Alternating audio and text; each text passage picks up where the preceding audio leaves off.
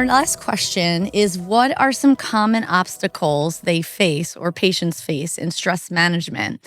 And are there any effective techniques or therapies that can be helpful to manage both stress and IBS symptoms with their IBS symptoms? So definitely stress is a main trigger and that can exacerbate symptoms or even have patients experience those symptoms. It's a gut-brain connection, and we try to help people with finding medications and therapies that are going to help with that motility, especially if they have diarrhea or constipation.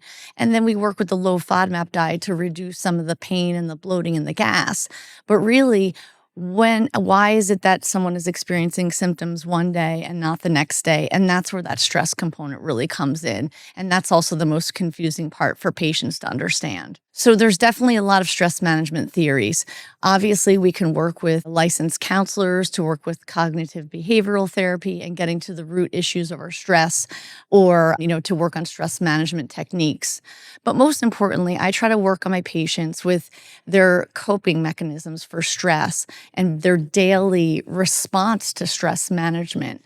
And that's a really helpful tool, but also a very hard one that takes a lot of time that patients don't necessarily have the time to implement, because it does take a lot of practice. So one of the easiest things I always recommend patients is that they just start to practice and implementing breathing techniques.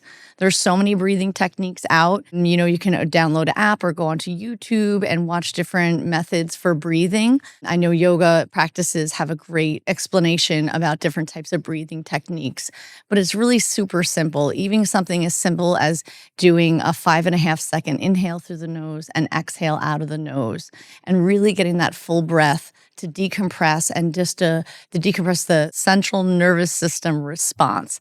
That is the easiest way to kind of deter how our gut is responding to our stress.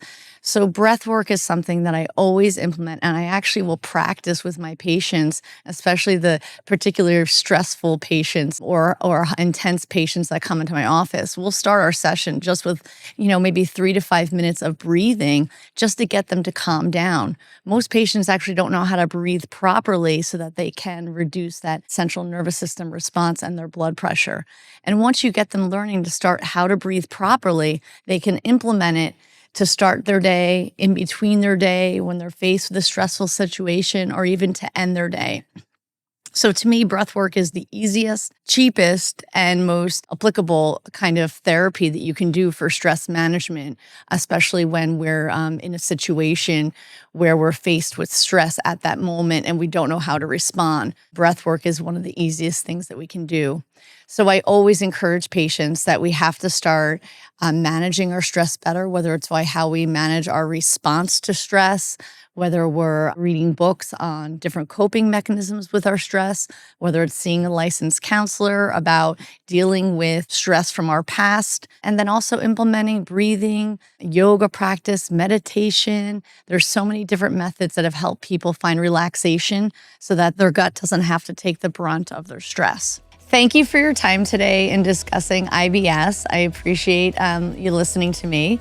If you have any concerns or would like more help navigating the low FODMAP diet for IBS, please reach out to us. You can visit our ADH website page and go to the Wellness tab, and that's where you'll find our nutrition email so you can contact us or me or my other dietitians on staff.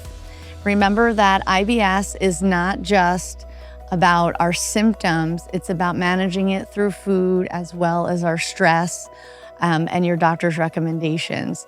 So it's definitely a multifaceted approach to managing your symptoms of IBS.